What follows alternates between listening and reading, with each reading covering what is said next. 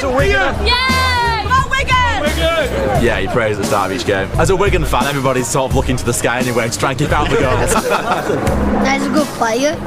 He's got potential. He's got potential for the near future. So we've got 100% faith in him. The guys are God.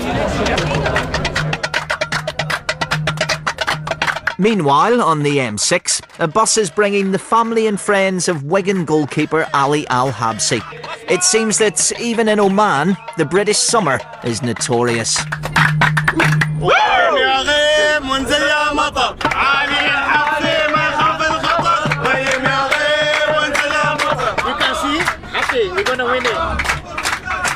It's a big day for Wigan, but it's just as big back in Oman. Ali in Oman is like the David Beckham over here, or Wayne Rooney. Ali is over there. Majority of Muslims people around the world are very proud of Al-Habsi. I'm a fan of Arsenal, to be honest with you. People portray Islam as being extremism, and I think this today shows that Islam distances itself from all this bad publicity. Coming off now M6 Junction 38, we're heading to a nice Arabic restaurant for maximum 1 and 15 minutes. Joining them on the bus is Ali's friend Dave. He's Wigan through and through. All Wiganers are known as pie eaters. But today Dave's getting a taste for something entirely different. A rice dish from Yemen called mendi. Only thing I need to learn is the words for the songs. I'm a bit stuck on that, to no disrespect, but it's been fantastic, and now I'm going to have my first ever taste of Arabic food. There's quite a lot for a few people on there. I'll never starve, put it that way. I doubt Dave will ever go hungry. But for Muslim players, food is at the centre of a conflict between their football and their faith. Ramadan. It's a 30-day period that can come at any time of the year and any time of the season.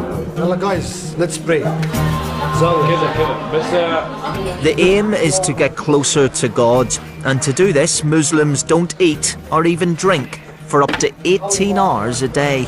The only issue I've got with regards to religion and football is when some of the players are obviously fasting through Ramadan, and they're not the player that they could be. We just hope that don't affect the performance, because if affect the performance, it will affect the team and will affect themselves as well. They're so starved of nutrition and fluids, or they could quickly fatigue and quickly feel faint and disorientated. You don't want to upset your manager, your team or your club, and also God is another side. The controversy surrounding Ramadan is one reason why Riz Rahman wants to educate the managers of the future. You never ever know when the situation they're going to find themselves in. As an example, if Alan Pardew at Newcastle gets a sack next week, Mark Viduka goes into position, he could inherit a squad with only 40% of Muslim players. So if he's had that training and awareness, they're better equipped to deal with them. Anyone know what Ramadan is? Fasting. Yeah, fasting. In the summer now, it's going to be 18 hours. 18 hours. How many days? Oh, 30 days. 30 days, yeah. Like Nathan Ellington, he said he don't affect him. But when he was playing for one certain manager, the manager sort of dropped him, because the manager had made his mind up that because he's a Muslim, it's going to affect him, so I'm not going to pick him. You think that's fair, right or wrong? Doesn't matter what he's saying, I know that his body ain't going to do it. So I think if I was a manager, I think I would have probably put him on the bench and play him the last 30 minutes or something. You're right, you know what? Yeah, it is cool it's going to affect their play. I'm not saying, they're not human, because they are. At least first do talk to him, and if all the tests mean he can run just as much as someone who's drinking or someone who's eating as much, then why put him on the bench? We had a Muslim, and in Ramadan we used to have the morning off. None of the boys cared. Like, even half hour before match, he'd be nowhere to be seen because he'd be in the mosque, or he'd be outside at a coach service station. We'd stop, we didn't know why he stopped. We'd see him out on his mat in the middle of the car park praying. No one really cared, The dilemma for a player during Ramadan is that they have to be in peak physical condition, and if they are fasting throughout the day and it is maybe an evening kickoff and they've had 12 hours without taking in sort of fluids or foods, then then that is an issue. Balancing the physical demands of the game with the religious requirements of Ramadan isn't always easy. Both players and managers have to make compromises. Every time I had a manager that was not happy with it, I just tell him, listen, I do it. If my performances are still good, then I keep playing. If it's bad, you drop me on the bench and that's it.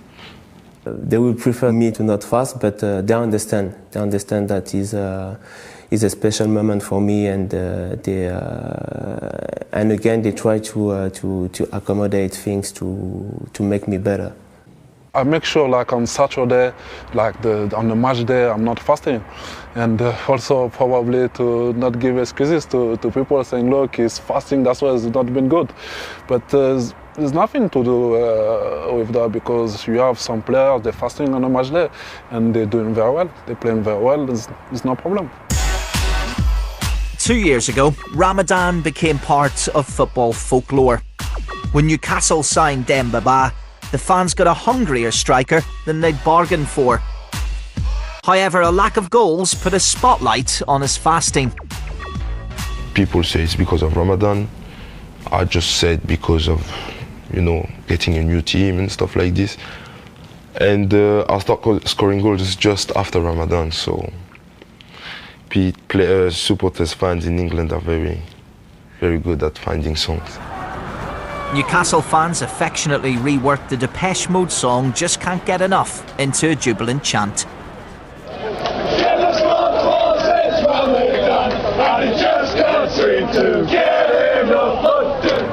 The Ramadan song is absolutely fantastic.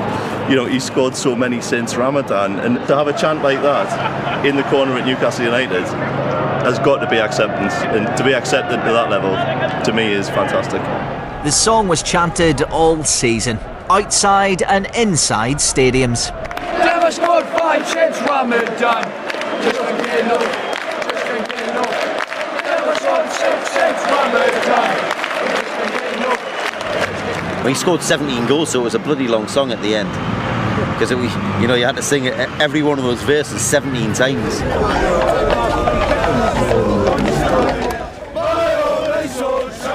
Back at Wembley, the mist may not have descended, but the heavens have opened.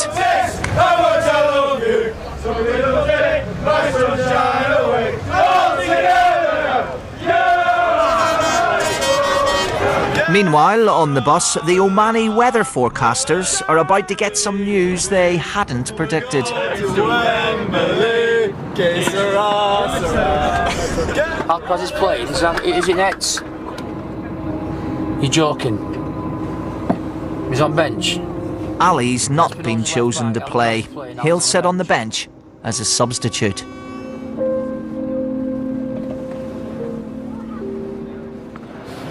We are so disappointed because we were looking forward to seeing Ali playing and start the game, but manager's decision always you have to respect it. Because of the shocking news we just had, so I don't even feel that I want to watch the game really. If you've got a faith, I think that's what its main object is, to help you through life's trials and tribulations. My faith really guides my life in everything I do, every day, and it gives me as well a lot of confidence. I think faith is important for life. If you don't have faith, I think you feel alone, really.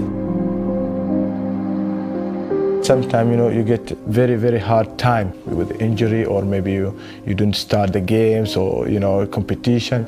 But when you have the belief for yourself from God, you come in really stronger.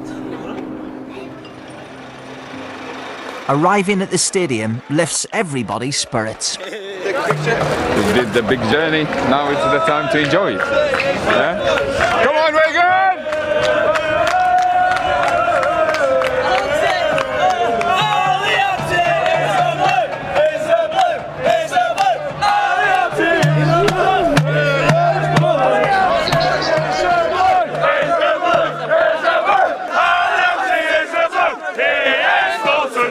Well, I think we live in a multicultural society, full stop today. Like, you know, I mean, I think, you know, while you'll never get rid of some of the problems that occur, I think that generally in football, you know, we're all blessed to be footballers and we're all blessed to be together.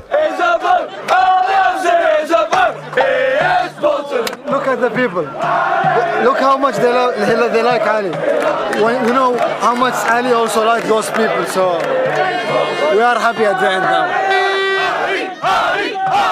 People occasionally criticise English football as being behind the times, but actually it's way ahead of the time. It's maybe how society really should be. I'm from a man. I'm not a Wiganer anymore.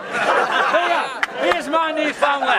When the players come in more in the Premier League, I think the people that will understand more about Islam, especially even with the fans, because the fans, you know, when they see some Muslim players in big clubs and all Premier Leagues, they start, you know, reading about this Islam and everything, and you get more understanding how we are like normal people, and we like to be with everyone.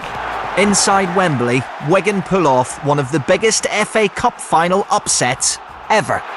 Added time, 3 minutes. Maloney with the corner in towards Watson! There is a new name on the old trophy, and that name is Wigan Athletic. We won, we won, we won, we won. Come on, Wigan. I told you we're going to win, and we win it. Yes. Oh, we went crazy, you know. We were like jumping like crazy. So how does Ali think the people of Oman will be feeling right now? You know, you can see all the flags is here in the stadium today in Wembley, and you know, they're so happy. And my friend said to me, "You're going on a court, would you not feel isolated? It's a bit strange for you, you're the only white person, so it doesn't matter." It's fantastic. It just shows that you can go to a game and not drink alcohol and have a better time. Absolutely overwhelmed by this. I've waited all my life. Muslim players from abroad, like Ali, have thrived in the English Premier League. But as yet, no British Muslim has ever walked out on the Wembley turf as an England player. Scotland, Wales and Northern Ireland also haven't fielded a Muslim footballer. Zesh Rahman is one of the few British Muslims to have broken through to the Premier League. He believes that one day a British Muslim will go one step further and play for England.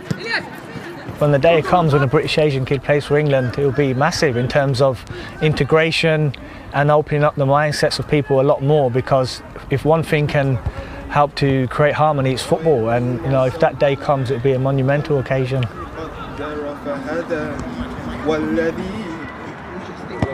These sessions, where young Muslim players can both play and pray, are one way of encouraging the Muslim stars of the future. It's very disappointing that there aren't more homegrown Muslim footballers, but it also took time for black players to come through and represent England. You know, it will happen. The door is open for them to get in. To have a Muslim lad wearing this, yeah, it'd be a remarkable achievement for someone, and I'd invite them down to my house for some coffee. There's no doubt that one day a British Muslim will wear the 3 lions on his shirt, because that is football's greatest strength. It celebrates raw talent, no matter where you're from or what you believe. It doesn't matter about religion, it's football, it's just a game. There's something heartening about a Muslim fireman from Oman becoming a hero to a town of northern pie eaters. This is the English game in all its unexpected and unlikely glory. To paraphrase Jimmy Greaves, it's a funny old game.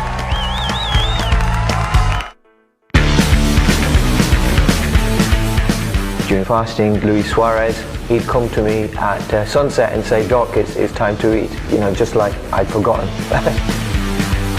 What do you call that Everton player?